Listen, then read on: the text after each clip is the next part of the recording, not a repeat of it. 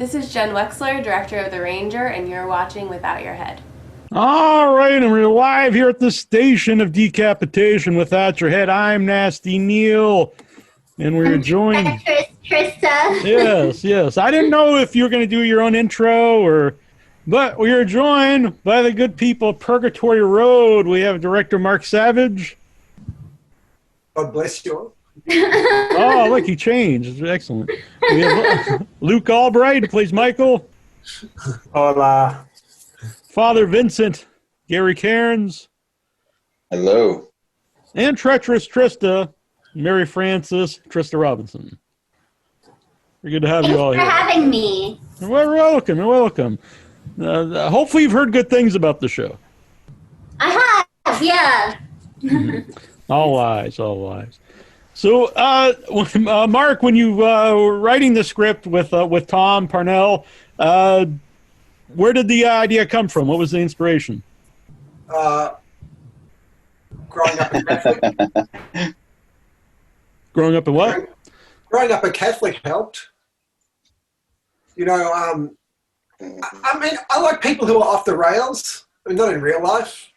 Don't really want to live with people like that, but the idea of, you know, a priest, I like the idea that when someone is representative of one thing and they're doing like the opposite, or they're struggling to do the thing they're supposed to be doing, that was kind of the inspiration for it. You know, we went for a road trip, and on the road trip there was a van in front of us, and I said, what if that was a confessional van? I remember Tom going, huh? And I said, yeah, they're going across the countryside, two priests, or a priest and his brother, sort of taking confessions. And then, in a weird way, that sort of is what inspired the film. And then I had plenty to add to it because, I grew up Catholic, and I saw all the kind of strangeness of the Catholic education. You know, I mean, I'm a product of that, for better or worse. Yeah. By the way, I'll get to some other stuff, but when you mentioned the van, when you had the van and you had all the writings on it, did that, when you were actually riding around in that or have it, in public, did anyone say anything? Yeah. There was a couple of times a story came back where during their shoot, someone would go to get, say, for example, the transport guy would go to get some gas for the vehicle. And while it was pumping gas, someone would come over and ask him if they could go inside there and get heard by a priest, take confession. So it wasn't even what? I remember being told that but then it's well, that's the South, so, it's not that unusual, the idea that someone might do that. Mm-hmm. So, yeah, I mean, it did have an interesting effect. And later on after the shoot, the van was seen around Florida, of course, because that's where, Tom, the co-producer and co-writer lives. And he was eventually sold the van. But a lot of people were sort of constantly accosting him and wanting to go inside the van, see what was inside, but not really understanding that, the inside was a set. It's not a real priest going around in his van, but it's still good to ponder that idea. Right. Well, what did you do with the van afterwards? It was sold, it was stripped down, because all these sayings that are on it, they were actually part of it's called a wrap. So we actually did a 3D image of the van, and then we wrote on the van on the 3D and computer what we wanted. So apparently the van, the wrap was stripped off, and then the van itself was sold. I don't think it was sold to a priest, but you never know. Interesting. So how did everyone else get involved in the movie? Start with Luke. Oh, okay. And Just if I can be, you get to be Nasty Neil, that's treacherous Trista. I want to be lustful Luke, all right. That's murderous Mark, and gallows Gary. I like that. Yes, we can do that. That works. Not only can we do it, I totally approve and back this idea. Awesome. All right, it's passed. Motion is passed. I heard about it through Gary. Gary and I have worked on a couple of projects together. I love working with him, and I think he was already attached to the project. And we were catching up one day, and he's like, hey, I think you might be great for this role. It's my brother. I'm playing this murderous priest. Why don't you read it and see what you think? I read it and really connected with what Mark said about, the the duplicity of organized religion, the people saying one thing and doing the exact opposite sometimes. So I thought that was pretty fascinating. And then I like the brother roles, the people that, if you want to watch something like this, I think it's very important to have like a through line for the audience to say, oh shit, what would I do in that position? Like, this seems crazy, but if this guy loves his brother, maybe so. So I really liked it. Went and met with Mark, and it was really funny because I'd never seen him before, never met him. And Gary was texting me prior, get me all pumped up. And he's like, he's tiny, like he's very short, like don't stare. He's really sensitive about it. So I'm all prepped to meet somebody that's like 4'8", and then this guy's like 6'5", and I just started laughing right away. So I got the meeting off on a good foot. And that's how I got involved. That's funny. How about Gary? How did you get involved? How did I get involved? I got a message from Mark saying, read this script, check out the role of Vincent. And I said, sure, I'll read it quick. I think I read it that very night. I've always wanted to work with Mark, so I was eager. He caught me ready, and I literally, when I got to, I think it was page 31, when they get to that, what's it called? The pie eating scene where In the cafe. The girl gives us a free pie. I literally stopped reading, sent him a message, and said, I'm already in, because I just wanted to see what Father Vincent was going to do and say next. And then I just continued reading it. And he said, all right, we'll go. And I don't know, a month or two, I had to prep for it. And there we were. So we just went over how everyone got involved and everything. But Mark, what made each character or each actor right for the roles?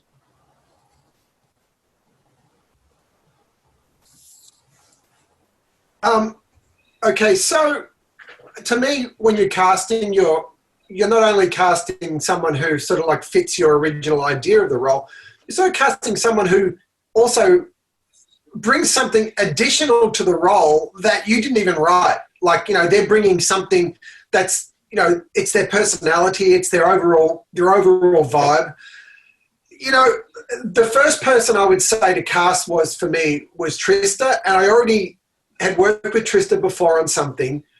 And so when I conceived with Tom the character of Mary Frances, I never really thought of anybody else for that role but Trista. So in a way, I'm kind of like basing it on, that thinking Trista would be right for this role. I didn't really have anyone else. I mean, I did look at a few other people, just thinking, well, I'll look at a few other people, but I was always thinking Trista would be right. And there's just something about Trista's performance. Trista just kind of like, she sort of like embodies her character to the point that it's like it's almost like the real twist.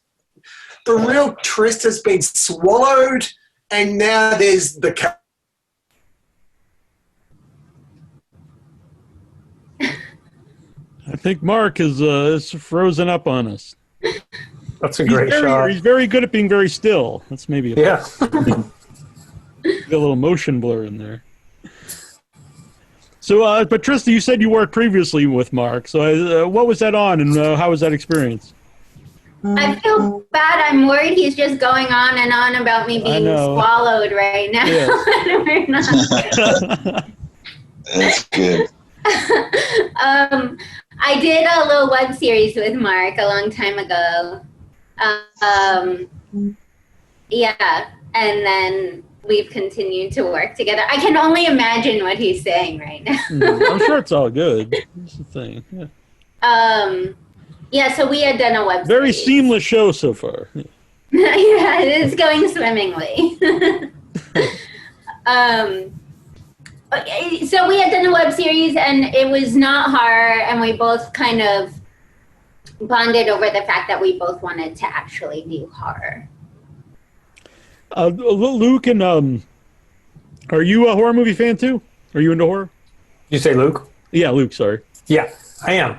I'm kind of into all genres. So there's sci-fi that I love, comedy, romance, horror. But yeah, I like scared. I'm one of those people.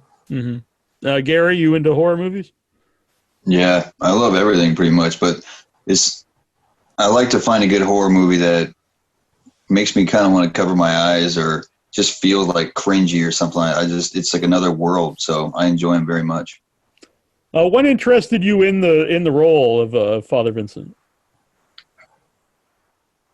Just it was something so different, and just thought it'd be cool to do it. Everything that he says and does, it's hard to put into words. There's this way when you read the script and you just respond to it, and it was just one of those things that you feel like you have to do. Because I've read many scripts and sometimes I'm not that excited.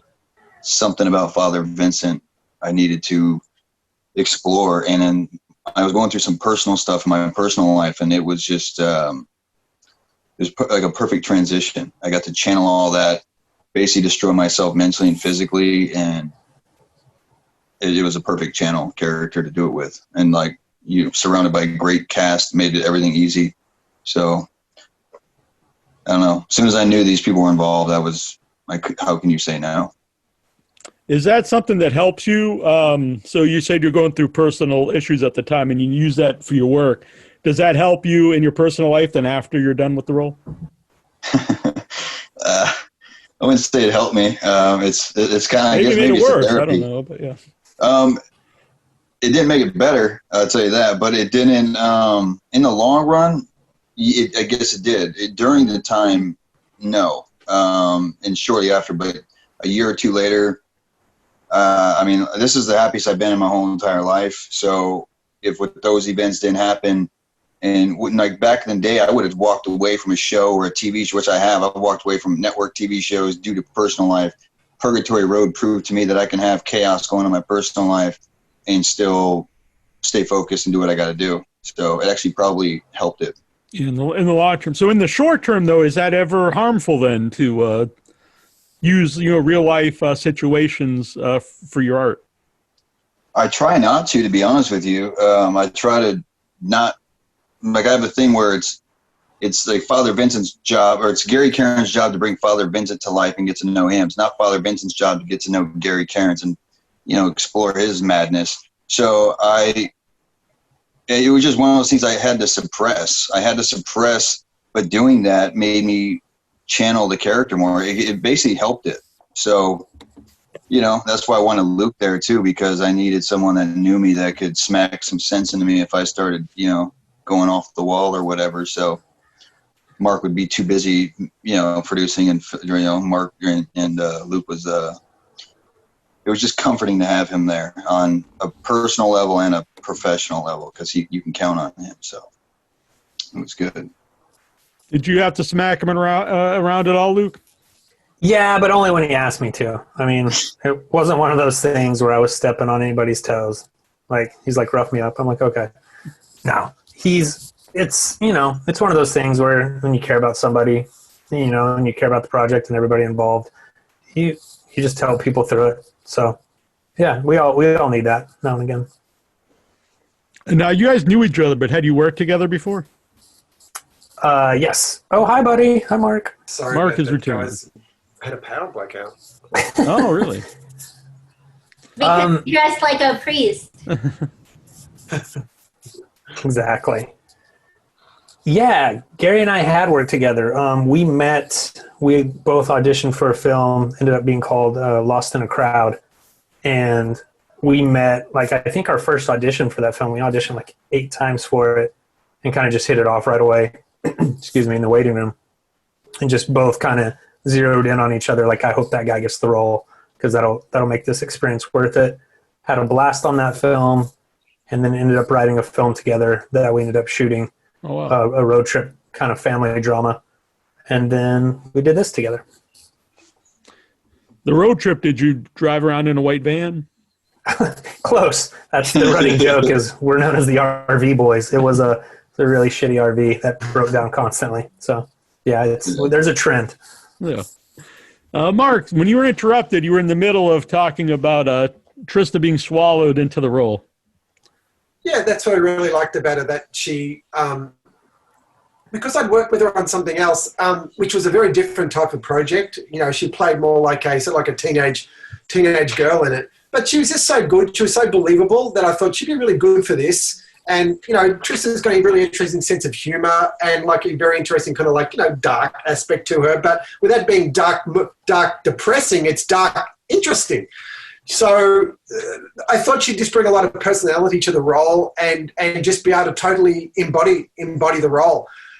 With Gary, I'd met Gary. I was actually helping a couple of people out doing a film, Brian and Lowe, Brian and Lowe, Avonay Bradley. And I met Gary. And we sort of hit it off, mostly on stuff that we were kind of like laughing about, kind of hit it off on sense of humour.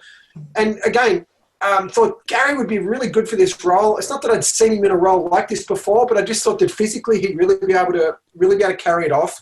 And I really liked his vibe because the character's not a particularly likable character, but I thought that Gary would bring something to it that makes him sort of like, not necessarily sympathetic, but just like you'd find him interesting enough to want to kind of like go through the process with him. And I thought that he just did that really brilliantly. And then when Gary suggested Luke, because it was really hard to find a Michael character, suggested Luke. Luke in a sense is really the storyteller of the movie. In a sense, he's the audience for me. The audience is Luke. So, Luke's more like the moral center of the movie. If the movie has any kind of moral center, it is Luke's character. So that's why Gary was the one who suggested, well, yeah, you should meet Luke. So that's why, I went and met him, and I didn't need to audition him in the sense of, do a test. I just knew from meeting him, he exuded a lot of warmth, and I thought that he's really going to be able to bring humanity to the role, especially because he is the audience. He's the audience's, he's like the friend of the audience. He's like the audience's proxy. The audience is in the story, and they're sort of seeing things through the eyes of Luke's character. Thought, yeah, he could do that. He'd be able to be that storyteller because he's very likable. He's a very likable type of guy. He's got a good sense of humour. And I just think people would be able to empathise or even sympathise with a very difficult position he's in, which is supporting his brother. But as the film goes on, he starts, he's finding the acts of his brother more and more kind of repulsive, more and more, difficult to accept. I thought, hey, Luke would be a person who'd be able to take the audience through that. And I think he did it really, really well. I think all three actors are just really absolute amazing performers. Yeah. That's interesting what you said there, because when I was watching it for the second time, that's what I find interesting about all three characters, because they're all different levels. Luke's character, he eventually knows stuff's wrong, but he said he's trying to support his brother and everything. Yeah. And, the father character, he thinks what he's doing is completely right. And then Frances, Mary Frances, she knows it's wrong and doesn't care. So it's like three different, Yeah, you're right. Everybody in it sort of like thinks they're doing the right thing. And in a way, what's interesting, it's almost like something that I would say is kind of like an example of that was a bit of an inspiration, was like, for example, a suicide bomber.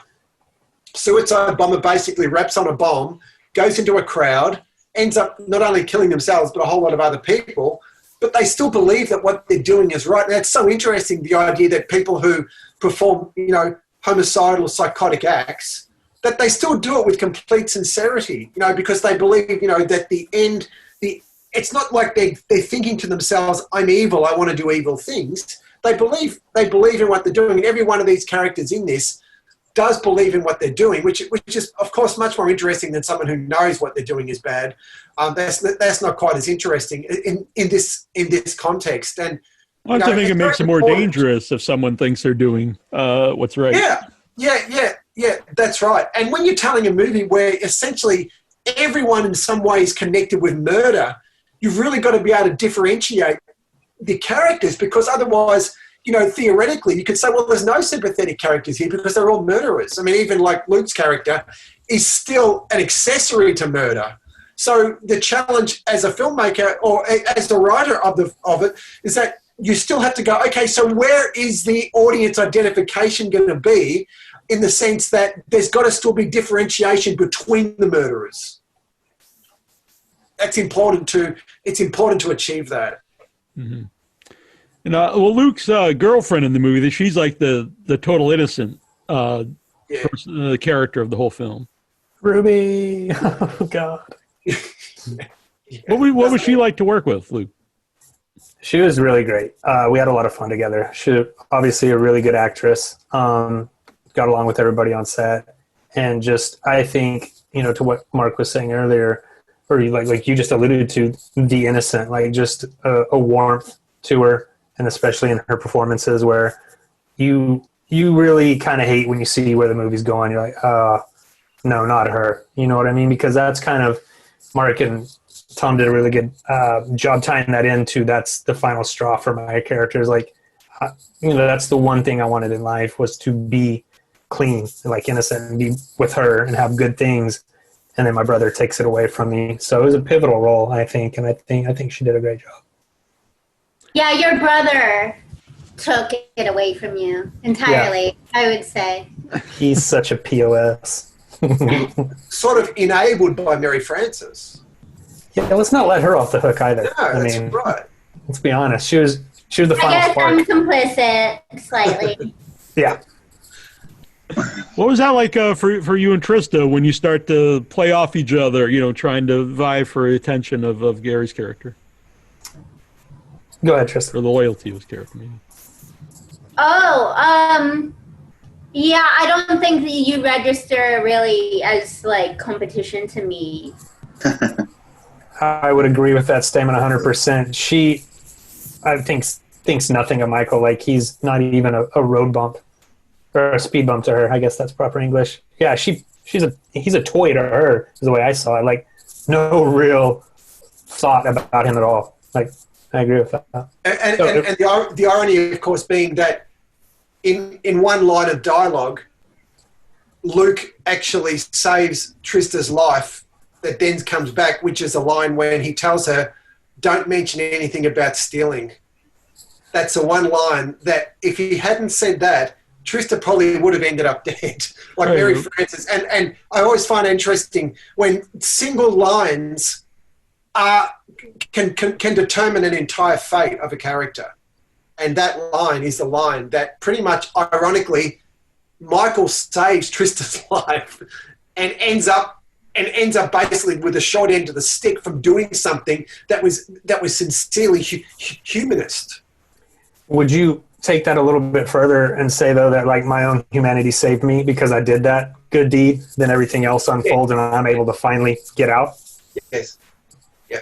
Because that line, in a way, allowed her to sort of become part of the, to become part of their crusade, kind of like, join the church. But yeah, you're right. At the same time, the fact that you're never totally corrupted is also, in a way, that ends up being the death of Trista, because you in a way you end up being at the same time quite consistent, and that's always interesting in human behaviour. That to show that consistency is really something that I think we all admire in people. We admire consistency. That's almost more than we admire other things, because consistency is how relationships are built. And he's very consistent. He's very morally consistent, and becomes even more focused on doing the right thing until the up to the very end. That's a good point. I agree. Mark said that he had grew up Catholic. Gary, do you have any background in any type of religion? When you're playing the character and you're doing a sermon, and just being familiar with the biblical quotes. Yeah, I mean, I grew up, I think it was Catholic or Christian, I'm not quite sure. So that might answer your question right there. But I mean, my parents would put me in, we go to church every Sunday. I think probably up until I was 10 years old, I remember being at churches very, very, very often. But as I got older, just never really went. I've been a few times here and there, but mainly as a child. So did for to play the character, and especially like the sermon role, was there anything like you drew? Did you watch anything, or was there any inspiration for that? Yeah, I mean, I'd study. I just wanted to. What's the word that I'm looking for? Anytime you take on a role, you try to put yourself in that mood, that mind frame. So I would watch preachers from Billy Graham to everything to the good guys, the bad guys, with everything with Reputation. I just wanted to see what felt real, and I didn't want to mimic. I just kind of then I would kind of just read my dialogue and see what felt natural. And I remember talking to Tom, because I think Tom wrote that particular part for what he said. So I kind of wanted to see what he went with, what he was feeling. And he kind of just said that this guy's speaking. I mean, he's speaking passionately, because I tried it by myself like 10 different ways just to see, because you can watch, there's so many different sermons that do it different ways, but the way that I kind of ended up doing it was I felt what they were going for, and it felt natural. And this guy's not a great person. So, and he's not really trying to hide it either. And like I said, he feels what he's doing is right, and the way he goes about it is what feels right. And I mean, if you look at some of the words that he's saying are, I can't even remember half these heathens or whatever. I mean, I don't remember being in a church hearing a guy speak like this. So, I thought that would be kind of interesting just to play something that's memorable. It's kind of what I was going for. Did you suggest anything, Mark, that for him to watch specifically for those? No, I don't think so. I think it was just more understanding, like, you know, what his character wanted. It was more just understanding that. I mean, because in a way, he's sort of like in the writing. I mean, he's based definitely on the more kind of fire and brimstone kind of, you know, preachers that are, you know, that was very much more common. Even in the Catholic Church, was very common in, like, you know, the 30s to the 50s. I mean, my mum used to tell me that you'd have priests pretty much screaming at people who came into church late and almost like casting them out of the church. People who'd like been there for 20 years, but they'd crucify someone because they were 5 minutes late. You know, and so to me, my conversations with Gary were, you know, pretty much always about, like, you know, what the character wants, and just kind of understanding the more kind of the duality and his own inner conflict. You know, I mean, Gary's kind of also kind of at war with himself. You know, Father Vincent's at war with himself. In a sense, everyone is at war with themselves except for Mary Frances. She's almost like she's the one who's purely embracing her nature.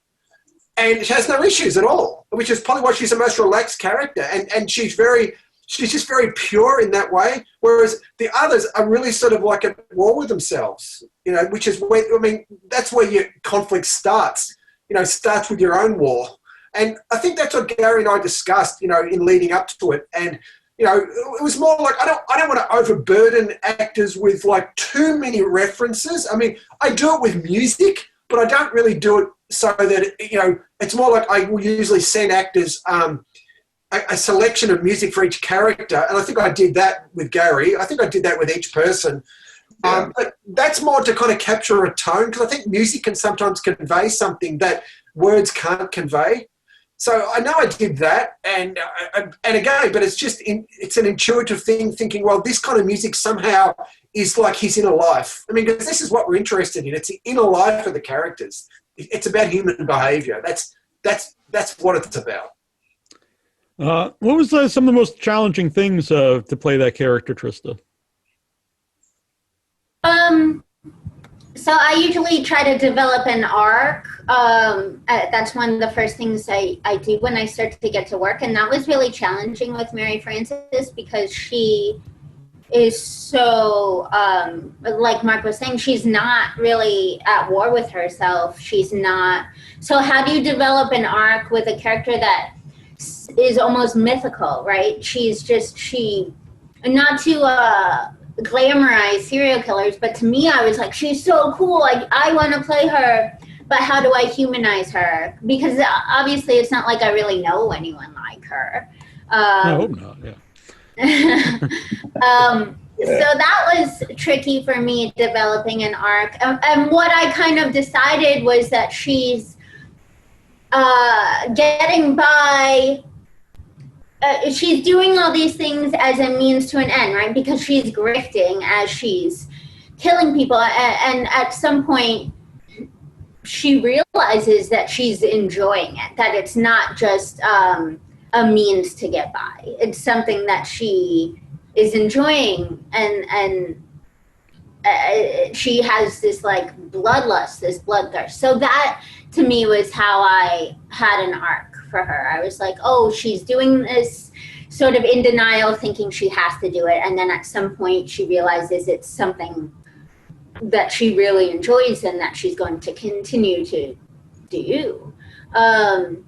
And then just technically speaking, I had not done any sort of nudity on film or in theater before, and I actually turned down the role at first because of it.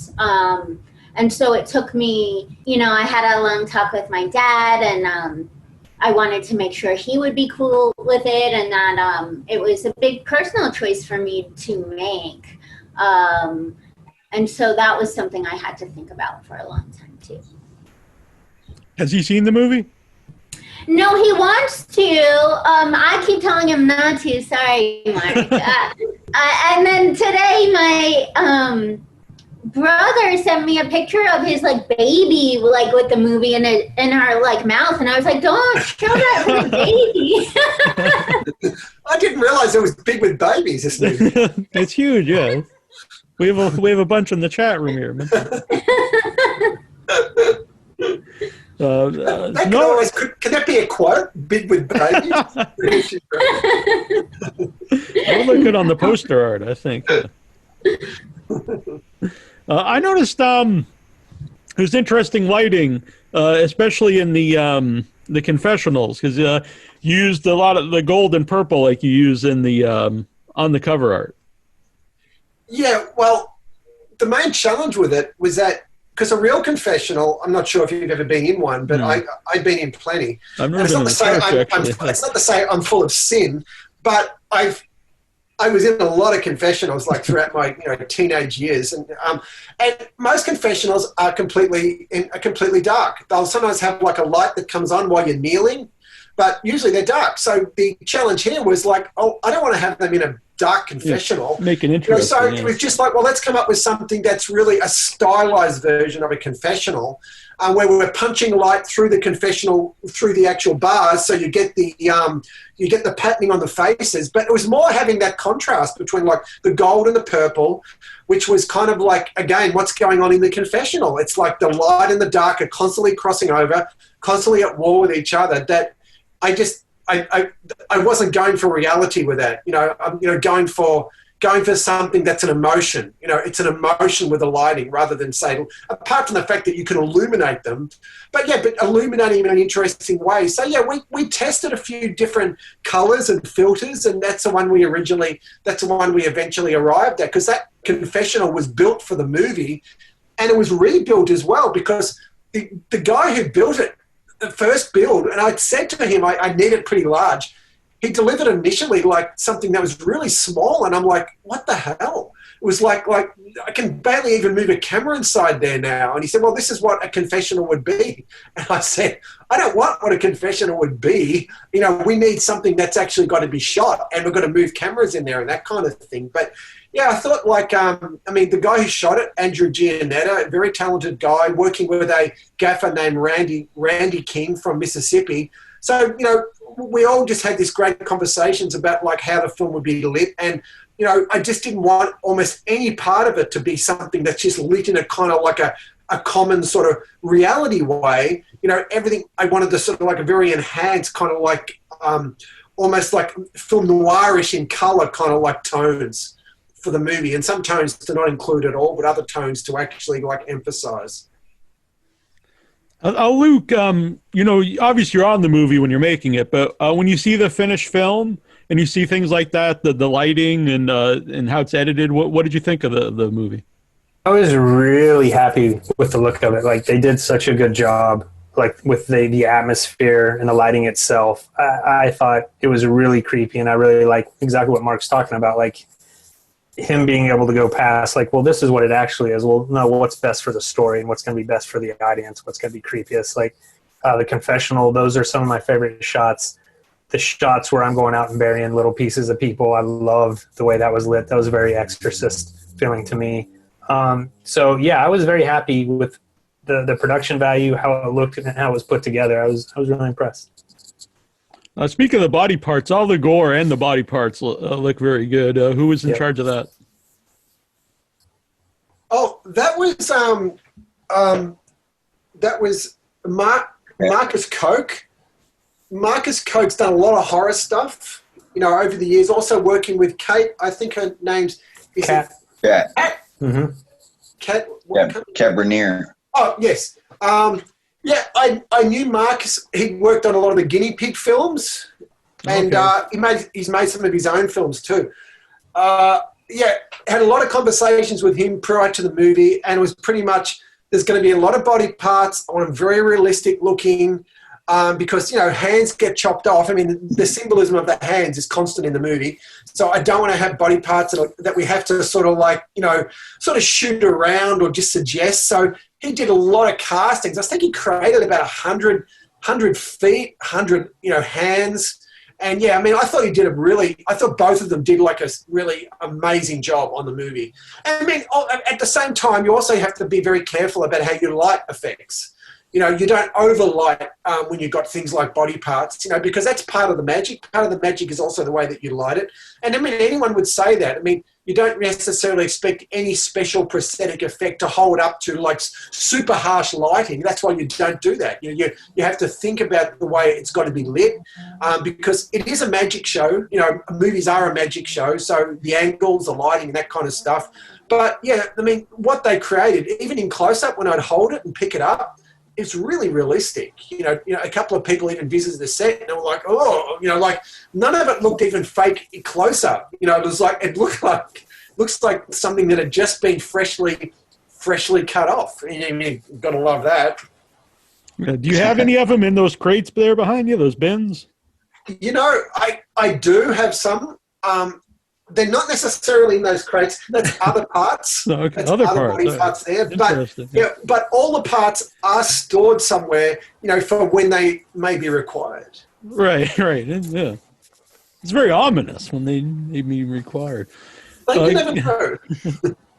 Gary, what did you think of the finished movie? I was blown away, to be honest with you. The whole look, sound of it. That's the thing is when you sign onto a project, especially in the indie world, we're at the mercy of the overall production. I mean, we can go do our jobs and hopefully that turns out. But I mean, Mark invited me over to his place and I watched it and I was just like, wow. I was like, Luke, get over here. And he drove in and it just looked amazing. You're not used to seeing that from top to bottom. And he delivered it from principal photography to the end, I think within 5 months of it can be start to finish. But I wanted to reiterate real quick on Kat Bernier is I was going to recommend her for this movie. And I would hit her up and told her about Mark and Mark's like, oh, I got somebody. And she goes, well, she's like, I'm doing a movie in Mississippi already randomly. And then she was going with Marcus. It's just a small world because I worked with her on Daylight's End and she did an amazing job on that movie. And so it was just kind of small world, but yeah, the special effects, everything, literally top to bottom, I was impressed with, like literally everything. Trista, what did you think of the finished film? I agree. I mean, wouldn't it be terrible if we're all like, it was really bad? So you tell me it's a terrible question to ask, is what you're saying. No, I'm so proud of this film. And to piggyback on what Gary is saying, as an actor, you're so vulnerable. You show up, you do your job, and you don't know if it's going to be something you're proud of. And I'm super proud of this film. And like I had mentioned earlier, it was such a big decision for me to take the film, and that's even more vulnerable. So to be able to be so proud of it, and it's gotten, for me personally, for a film to be successful, a lot of times not only I love it, which I truly love this film, I think it appeals to my sense of humor for sure. I find a lot of humor in it. I have actually in my notes, there was more humor in it than I remember the first time I watched it. I think there's obvious humor, like talking about the goat. But I think overall there's a lot more dark comedy in the movie than I thought the first time I watched it. I think so, and it's also I've booked more films as a result of it, which is always something I measure personal success by. If a film comes out, if it perpetuates my career, that's always super helpful. it's a great calling card to have. It's something I'm proud to show people. I'm proud to be a part of. Yeah. And you even had a good one-liner. Checkout is at 11. Yeah. Oh, Yes. yeah, that is a good line. Yeah, There's a lot of yeah. humor in the film, and it's definitely my kind of dark deadpan. Yeah.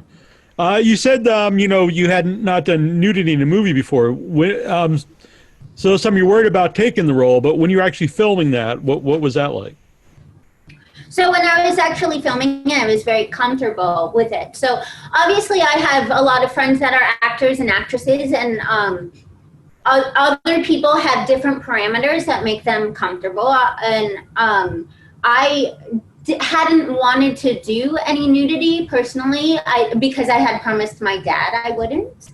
But it doesn't mean that I am judgmental or not supportive of other people making personal choices.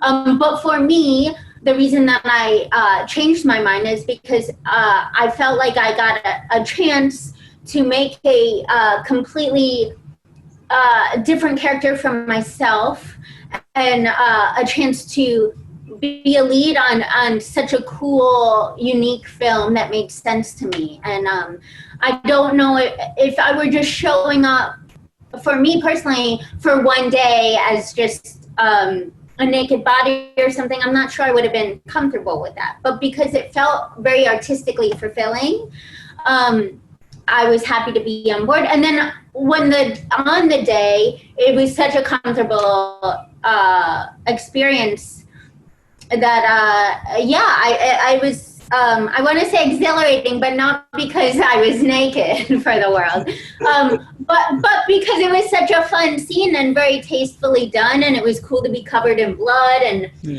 I was very inspired, like you guys were saying, with all of the different lights and camera angles. And I had known Mark for a long time. I'm very comfortable in his competence. You know, he's a true cinephile, and he has impeccable taste. And you said very tasteful. You do lick a lot of blood in the film. What was the blood made out of? I don't know, Mark. Do you know? I think it's usually a combination of food dyes, Caro syrup to give it sort of like a consistency. But yeah, I mean, it's actually probably the secret that Marcus and Kate will maybe take to the grave. I'm not really sure exactly, because it usually affects people. They all have their own. They usually always have their own recipes, you know, and everyone's like a little different. I was very happy with the consistency of this one. I mean, it is a big deal, like, because sometimes someone will do some blood and you go, it's too orange, or it hasn't quite got the right. No, the blood looks really good in the movie. Yeah, thank you. That means a lot, because you're creating something that comes out of a body, so you can't be using the real thing. Well, certainly not for long, you know, and so it is really important that it's sort of like, because as soon as the blood's wrong, then people are thinking about the blood, and it takes them out of the experience. You know, as does if you've got the music. You know, if you've got wrong music or something, it's the same thing. You know, you don't want things that will take people out of the experience. You always want to have elements that are bringing them into the experience. So they're the kind of choices that you're making all the time, you know, to keep people involved with what's going on rather than the mechanics of what's going on. Where did the Marty character come from, the radio DJ? This is an interesting part of the movie. It's not necessarily a big part of the movie. Yeah. Oh, yeah.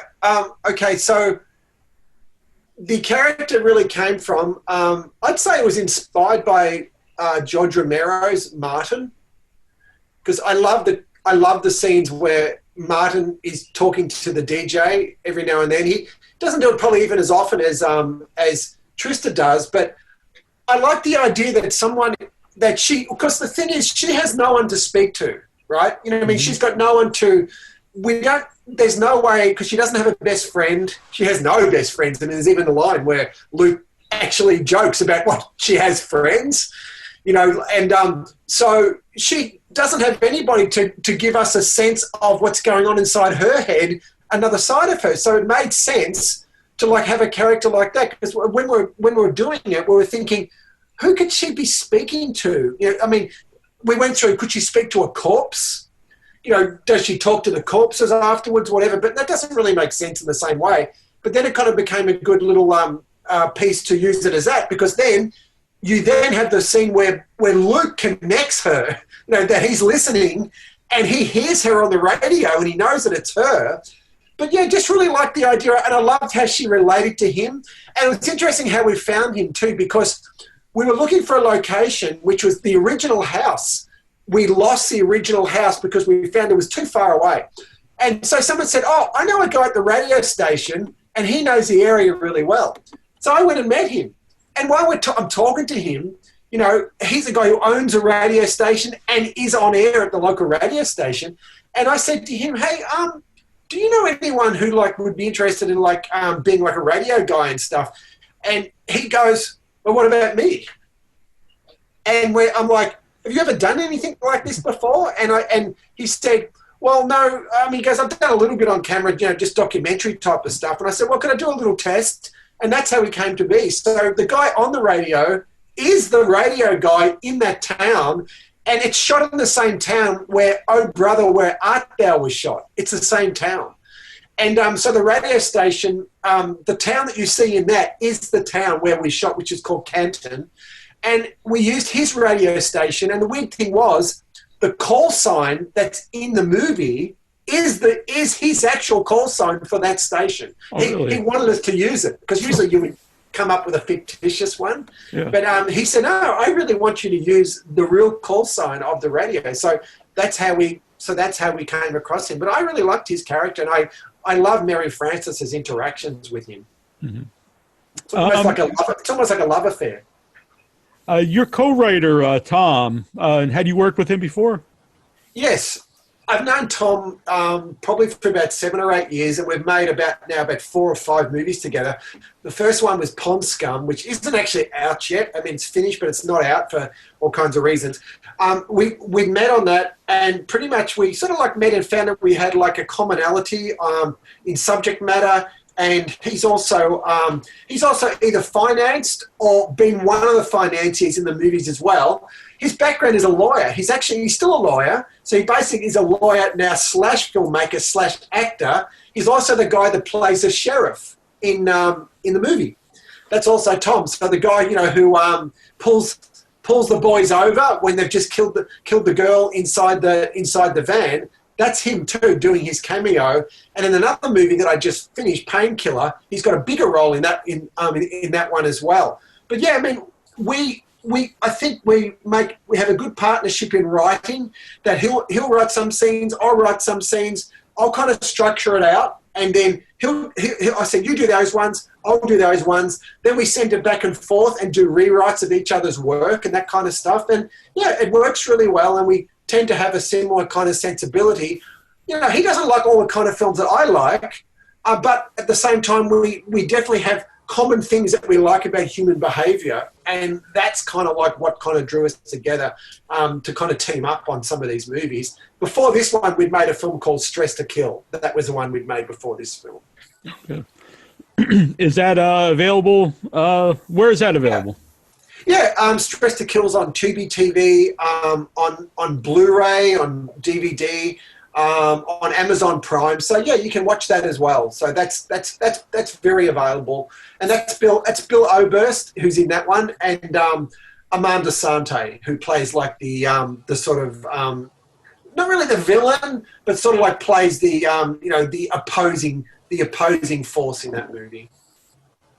How did Purgatory Road, when it first came out, did it go to festivals or anything?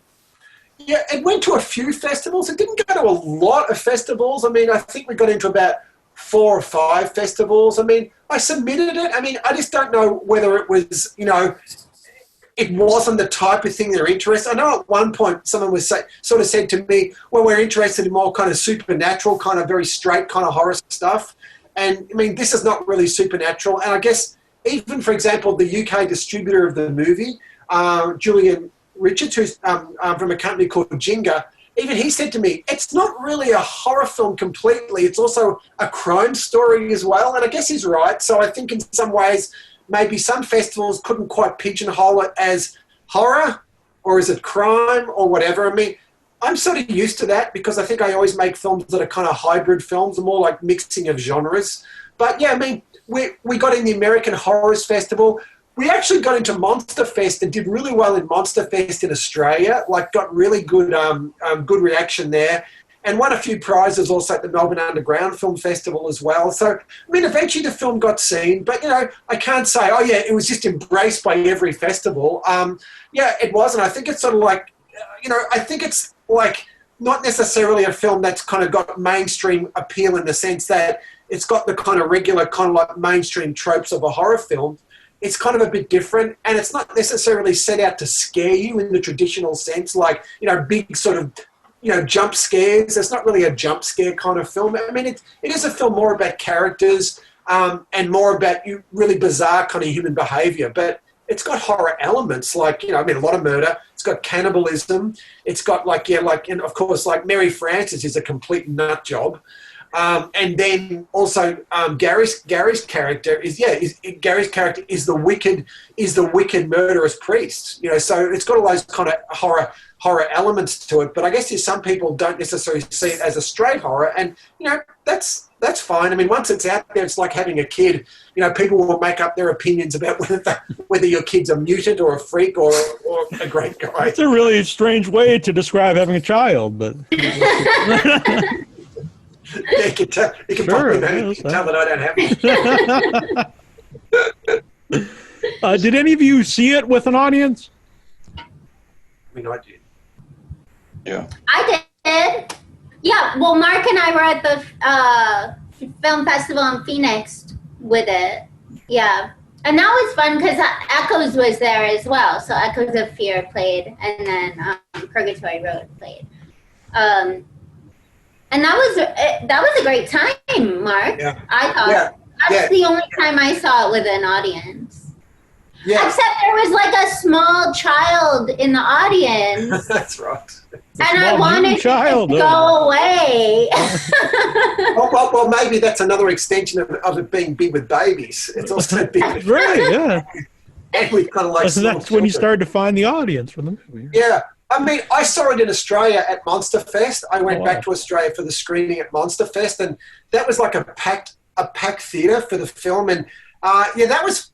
I mean, it's always a unique experience when you see it with a huge audience, because you feel the ripples through the audience immediately, whether they're liking it. It's such a strange thing that, because horror films are not, you know, in a comedy people laugh, so you know it's working. Whereas when you do a horror, especially when it's this kind of one that doesn't have jump scares, you sort of, in a way, still go, is it working? But sometimes you just get this feeling. It's really kind of bizarre. Like, you kind of go, I'm feeling a good vibe from the movie, you know, and that's how I got with it. And people like the humor. I think the humor is when you really know it's working, because people sometimes laugh at stuff. And it's interesting in different countries. You know, sometimes, you know, in America, there'd be a scene where there's no laugh. But then in Australia, they laughed at something. But then in Australia, there'd be something where they're not laughing. Then in the US screening, they're laughing. So humor is very, very kind of like regional as well. So I like the fact that once they start laughing, I think you've kind of got them, because I think humor is an incredible icebreaker. That if people are laughing, and it is really important to have laughs. I mean, definitely as a writer on this with Tom, you know, the humor aspect is so important, because it's adding contrast. And you need it to kind of break up the grim elements, because otherwise, if you don't have a little bit of, you know, I guess the word is Good Friday or Easter Sunday, whatever you want to call it.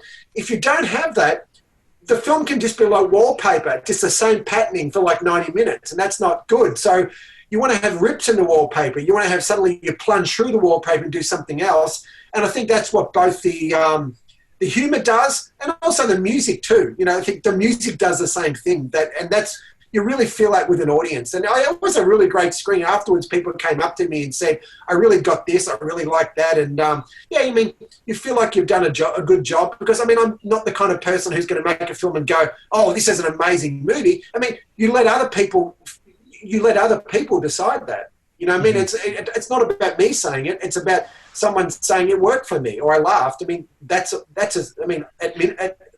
just great. Just to get a laugh is fantastic. Timothy Chismar here in the chat room. He says, for Trista, we know you love horror, but what other dream role would you love to play? Sincerely, president of the Trista Robinson fan club. Oh, Tim, thank you. So lately I've been thinking I'd like to play a blind woman because I've played a deaf woman in a film called The Human Race. And that was so educational for me.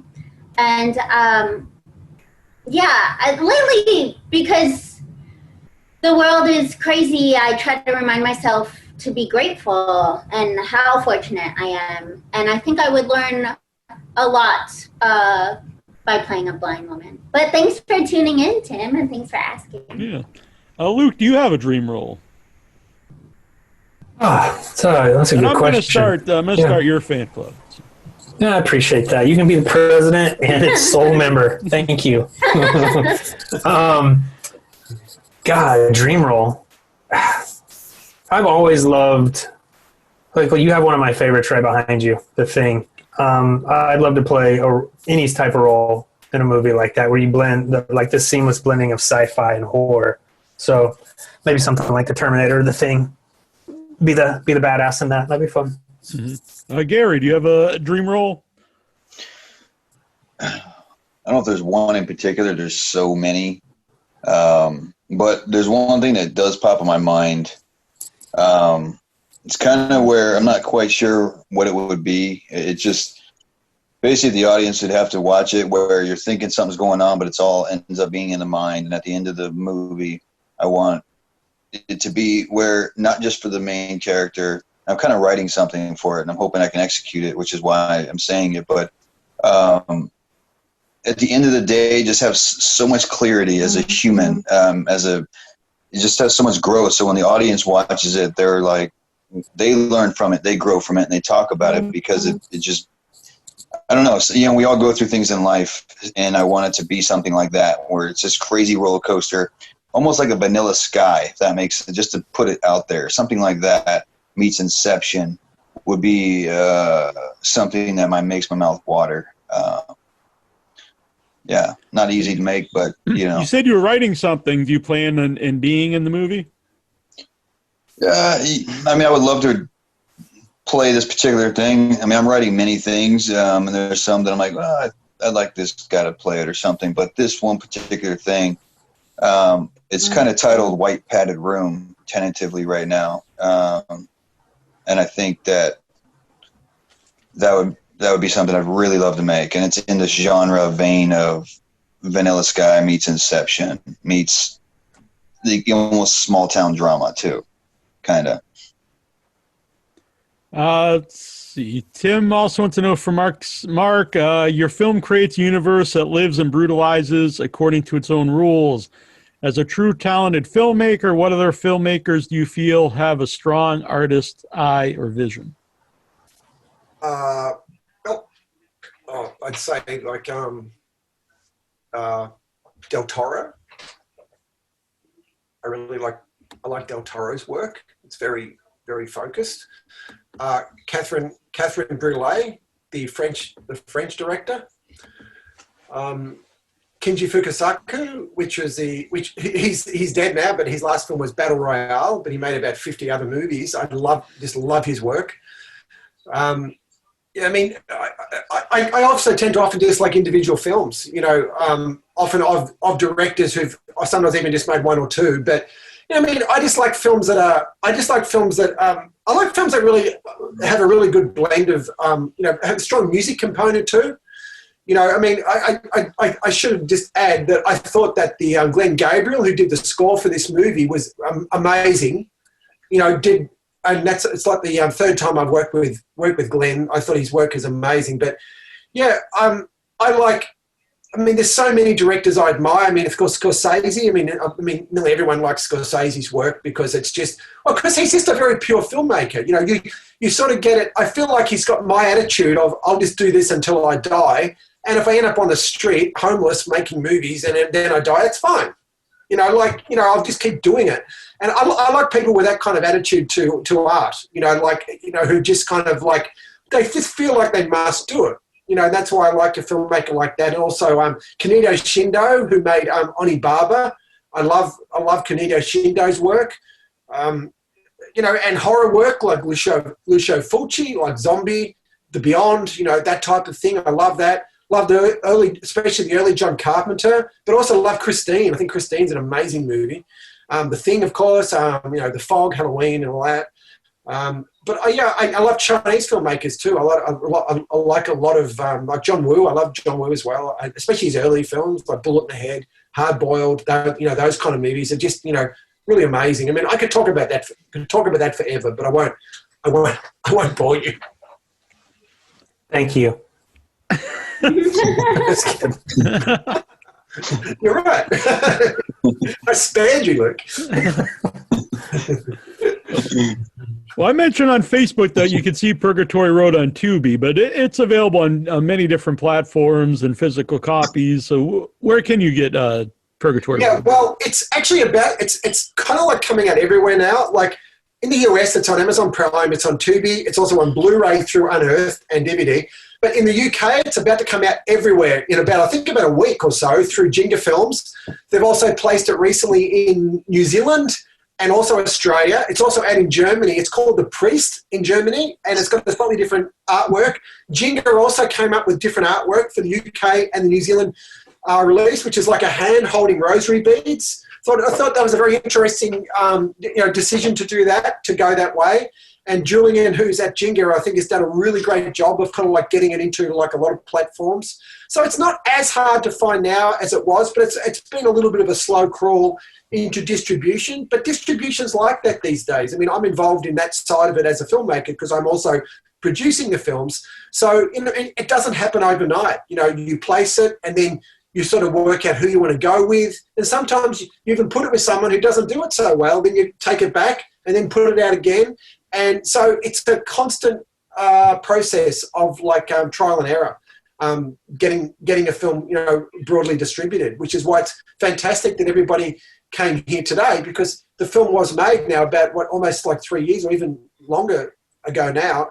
But it does take a long time to get it out there. But hopefully people, if they enjoy it, they'll write about it and tell their friends. I mean, it's really important. Yeah. Have you noticed over time in finding an audience? Yeah. You mean as a filmmaker myself? Yeah, that you put your movie out, like you said, 3 years ago, and it gets to different platforms, and it builds an audience over time. Yeah, I mean, I think so. It's definitely finding an audience. I'm having people contacting me who've seen it, who are almost surprised that they even saw it. And sometimes people then start to then look at the other stuff that you've done. Which is really good. Because everyone wants their work to be seen. Whether you're an actor or a director or production designer, makeup artist, whatever.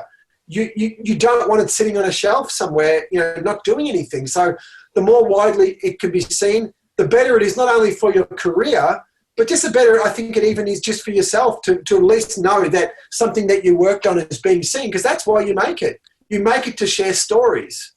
It's a sharing of the stories that is what really drives you, and you have to kind of feel that you have a story that's unique enough to take up 90 minutes of someone's time. So that's why it legitimizes it when people say, "I really enjoyed the movie." I mean, I just feel humbled by that. When someone says, "I really liked the movie," I'm not the person who kind of goes, "Well, of course you did." I'm like, "Oh, really? Oh, well, that's great." Because you just never really know. Everyone's got different tastes, so you never really know whether it's going to, I mean, even my mum watched this movie, which is kind of bizarre. And I think she liked it because, mine did too, actually. Yeah, it didn't have a lot of swearing. So that's fine then. So my mum hates swearing. So you can make a really, my mum doesn't. Yeah, right. Yeah, my mum just hates swearing. So you can make a love story with swearing, and she wouldn't like that, whereas she liked this, and it doesn't have much swearing. And I think Michael says "fuck" once, and that was actually deliberate. And I did that on the other film I just finished too. I used to be a lot bigger on sort of like a lot of swearing and having characters. Whereas now it's more about, well, now let's pick a moment to use it. Obviously, unless you've got characters who just do swear all the time. But I think it's more effective when you just go, well, let's have him use it here. I agree. Let's not just have it as part of the fabric, because then it sort of can lose its impact anyway, unless that's what you're trying to do. But yeah, I mean, I think that's the interesting thing about a movie is that you can never really predict how it's going to be accepted. Timothy also wants to know what happened to the novelization. I guess there was a novelization that was going to come out. Yeah, well, yeah. Let's just say that is still coming out. I just had to make a few. I've had to make a few changes to it. It's a little complicated, but yeah, that will be coming out. In the first quarter of next year, the novelization will be coming out. Interesting. And that's going to have, if you already know the movie, the first third of the novelization is all the events before the movie starts. Okay. So you're going to find out how pretty much the early story of the two brothers, also the early story of Mary Frances as well. So yeah, so it's not just going to be like in a way like a novel version of the film. It's going to have a lot of extra stuff. Interesting. I mean, that used to be like a normal thing, but back in the 70s and the 80s, they would, do novelizations of everything. And interestingly, a lot of novelizations were often written based on first drafts. So sometimes you'd read a novelization and you'd go, gee, the novelization is quite different. Well, the reason is because they'd start the novelization on the first draft so that the lead time would be right. Because by the time the film comes out, they want to have the novelization coming out at the same time. Mm-hmm. So they'd always have to do it often on earlier drafts. But on this one, obviously, this is a more after-the-fact novelization, which was more like I wanted to do it, afterwards anyway. So it would add something extra that it's almost like a prequel. Part of it's a prequel to the story. Yeah. It's not really anything to do with that, but because I recently read First Blood, the Rambo movie, but the book, and then after I read that, I wanted to read, because the same writer did the novelizations of Rambo and Rambo 2 and 3, which are completely different movies, and I was very I was wondering how he actually, because spoiler, Rambo dies in the actual book, and so the novelizations are very, very much different than the movie. Yeah, but it's interesting. Yeah, they're like a beast of their own. Mm-hmm. So what is everyone working on currently? Gary, I know it's a weird time right now, but are you working on something? Yeah, I mean, there's a few things brewing. It's just the COVID. It's shut down a couple of things that I wrote that were in production. And it's amazing that I've been getting some auditions lately for like some network stuff. But one thing I booked, and then they someone got COVID, so they shut that down. I don't know who it was. It was a network show. I didn't hear anything about it, but that was what they said. So other than that, just laying low, riding motorcycles, pretty much. How about Luke? Yeah, I've actually, taken this time off. I'm a writer as well. I took a deep dive into a couple of my other projects and got lucky enough. Lionsgate and BuzzFeed have joined forces, and they're going to be producing TV and film. And a film I wrote with a good buddy of mine got optioned. So we've got a romantic comedy over there that hopefully, cool. When things get back to normal, they can start working on. Congrats. Thank you. Yeah. Trista. I'll be heading to North Carolina next month to shoot a film. And I also co-host a weekly horror podcast. Oh, really? Interesting. Yeah. Called Without Your Head. Oh, wow. It's a good name for a show, too. Yeah, I recommend it. Yeah. You have a good voice for that. It contrasts with the other host, from understanding. Thank you. Mark. Well, first, congratulations, Luke, on the option. That's fantastic. Thank you. Yeah, I've got a new film coming out. It's finished. We shot it in January, just before COVID, and the entire last 5-6 months has been doing the post-production on it. It's another one I wrote with Tom Parnell. It's called Painkiller. It's got Bill Oberst and Michael Pare are the actors in that, and it's about the opioid. Basically, Bill Bill basically in his own personal war against the opioid manufacturers, like big pharma. So it's basically a war on big pharma. So that's finished, and at the moment it's out to distributors, that type of thing. I'm also working on some projects with actually one of the gentlemen who just called in, Tim Chisma. Oh, okay. Working on some on a horror project with him as well. And also did a project that was a 9/11 based project as well, like about a month ago. And then working on another project also with Tom, the next movie that we want to do. So that's probably about, hopefully only about 3 or 4 months away from actually happening. But yeah, the COVID's impacted everybody, So I hope everyone just at least stays safe, but still gets to be super creative. Mm-hmm. Yeah, and I'm a big fan of Bill Oberst. He's a great actor. He's been on the show several times. He's fantastic. Yeah, Bill's an absolute. He's really the horror industry's absolute true gentleman. Mm-hmm. Yeah, and a very supportive guy, very good guy. Totally. Great talent, but also a very nice person. Oh yeah, he's the textbook great guy to work with too. It was a great experience because he was in Stress to Kill. I'd worked with him in Stress to Kill. This film, in a way, is almost like an unofficial sequel in the sense that the character from Stress to Kill is the same character in Painkiller, but the events are not necessarily related in the same way. But it's two of the same characters from Stress. But you don't have to have seen Stress to get Painkiller, and it's not like that's not the price of entry, to watch the film. Treacherous Trista, do you have a question for any of the people here? Oh, thank you. Mm-hmm.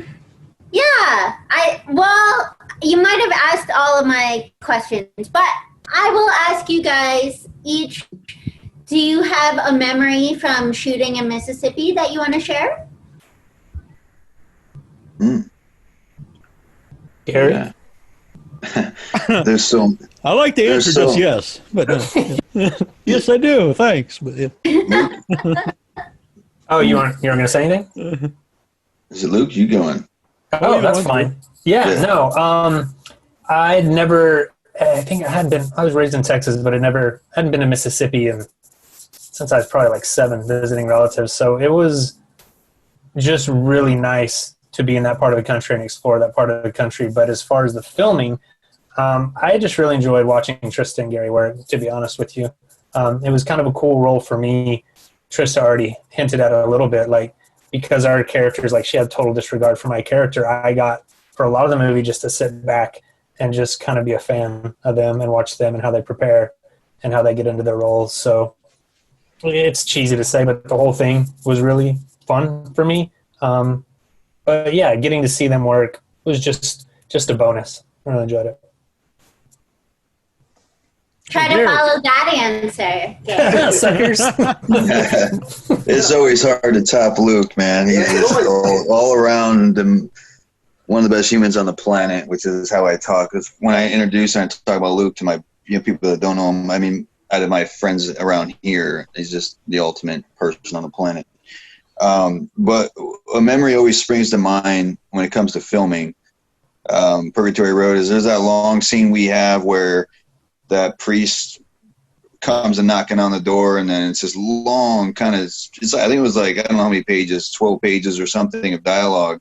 And I remember walking on set and we're doing blocking, and it was me, Trista, Luke, and then that father, forgot his name, comes up and knocks on the door and does a whole scene. And I kept thinking, damn, this is going to take all day to shoot.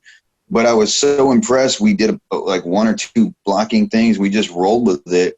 And I was thinking after we did like 1 or 2 takes, damn, like this thing's actually moving along.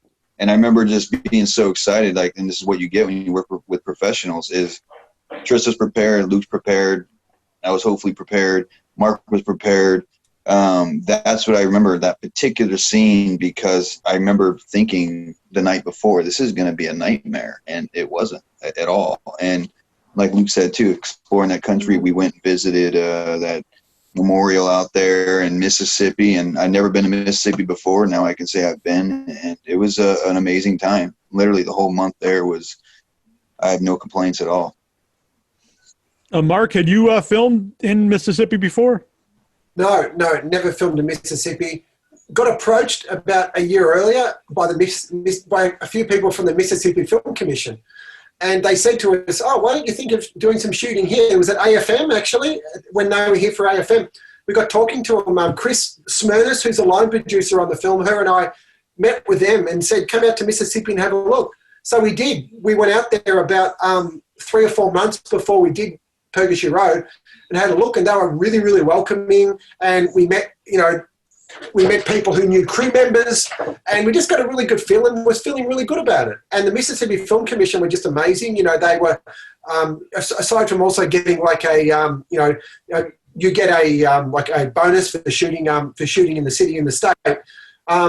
It was a really great experience. But I guess with me, one thing I really remember, aside from the fact that it was just great to work with such professionals, these three cast members here are just amazing. So, I mean, every day is exciting. Every day is like, I mean, that's the real juice of filmmaking, is that you start with a page with a bit of writing on it. At the end of the day, you've got something captured inside something, like in this kind of like magic capsule. And I really, I never take it for granted that I make movies. It's a real privilege to make movies, and it's something you fight for all your life to be able to do it, because you're never shooting as much as you want either. Like you'd love to be doing it all the time and constantly, but you can't, because you've got to raise money for the next movie. You've got to organise things.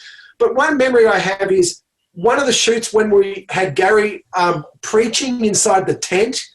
That was like the coldest night. And we had that tent was not a set. It was in the middle of this field. Like all day we were there, and then it went into the night until about 3 or 4 in the morning. And we were in the middle of Mississippi in a field at 3 o'clock in the morning. And I think it was like, at one point it was like, I think it was minus something, whatever. And everyone was just freezing. It was freezing, and you can even see in some of the scenes when Gary's speaking, he's got you can see his breath. But I actually had that in my notes. I wasn't sure if that was added to make it look like it was cold. It really was cold. Interesting. Definitely not added. And even some of the extras, we sort of made sure that we shot some of the insert shots of the extras watching, so that we just at the end, it was just Gary, and Gary was almost like a snowman.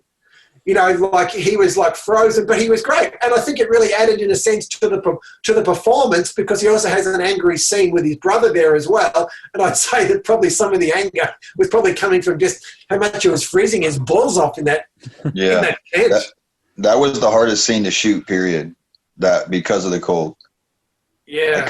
I remember my voice, I couldn't even talk. I remember talking to Jeremy Sandy on the side. And I was like, man, I can't do this scene. My voice was frozen because there was no more coffee. All the extras drank all the hot chocolate. And I'm like, damn. So I took a shot just to keep warm. And it literally lit me up. I got a little bit of warmth in my throat. But yeah, that was, I thought, by far the most difficult scene to shoot.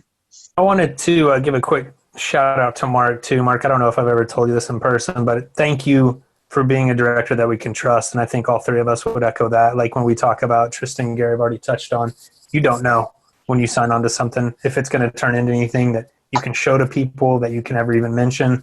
But you delivered the vision that you said you had, and that means a lot to actors to be able to trust that the director is doing what he or she says they're going to do. So thank you. Appreciate that. Thank you. That means a lot, and thanks for trusting me, because I know how crucial it is the way that you're presented to an actor, because you can easily be either made to look bad in the edit suite. I mean, if it's not edited properly, or if you don't somehow capture the performance in the right way. I mean, that's what editing does. Editing can be very helpful, or can be actually hurtful too if it's not done. So no, I appreciate that, because I mean that is a source of always a source of anxiety for me. I want to be able to deliver what I promised. I never just take for granted. Well, they should. I've got that thing about I want to be able to at least do something which comes close to what I originally approached you with, because you've given me your trust and your time, And no one on these kind of movies is making millions of dollars. So the thing is, it is a trust situation. So no, that means a lot to me to hear that from you, because I really admire what you guys do as actors. I know how hard it is. I also know how hard it is as a career as well. It's really, the cliche is not for the faint-hearted, but it's not for most hearts, I would say, because it's really, really, it's really tough. I mean, directing's tough too, because you're always having to do your own projects. You're always trying to get stuff up. That has its own things. But acting, you're very much often at the whim of the director and the producer, and they're either gonna bring integrity, bring their integrity to extend it to the way that you're portrayed in the movie, or they're not. And I get really angry sometimes when someone just has a dismissive attitude about the actors, because like someone will say, "Oh yeah, that was 4 or 5 years ago. Have you put the film out yet?" "Oh no, I don't think I'll finish it." And I'm like, "You've got to finish it." These actors have put their heart and soul into the movie, and they depend on the film being out there. That's how they sell themselves, especially if it's a good role. You have to. I think you've got to respect everyone's role in the movie is reflected in the ultimate movie, and that's also how you get more work, but also how you also feed your own self-esteem. It gets fed by how well you're portrayed. Yeah. I want to thank everyone for being on the show today. Really had a good time. And Well, sorry thank you. for any We of the really technical appreciate- difficulties when we started, but I think we finished well. Well, This is thanks fun. for also doing what you do, Neil, with shows like this, because you're really throwing a spotlight on, on a very, it's an amazing industry, and you have amazing people highlighting their skills, and especially to me, seeing you honouring here the 3 leads in the movie is just, it's just fantastic. I appreciate everyone coming on, and thank you, though. It is nice to, we have, sometimes legends and stuff on the show, but it's nice to, if it's something we like, even if it's something we don't like, but it's good to get the word out there for independent films. Not to mention any movies, but every once in a while there might be a movie. Well, Thank you, guys. Yeah. Thank you. Yeah, thank you, Neil. And thanks, everyone, for watching. All right. Oh, look at that. Very good. Which one's first? I'm not sure. Hi.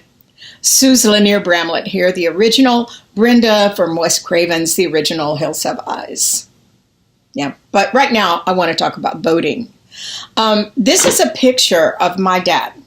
Now, he was neither a loser or a sucker, as Trump has referred to our servicemen and women who sacrifice their lives daily to defend democracy. Like John McCain, my dad was caught, captured, and tortured in World War II, fighting a vicious dictator who killed millions of people. Now, I don't know about you, but I've had it with this current administration.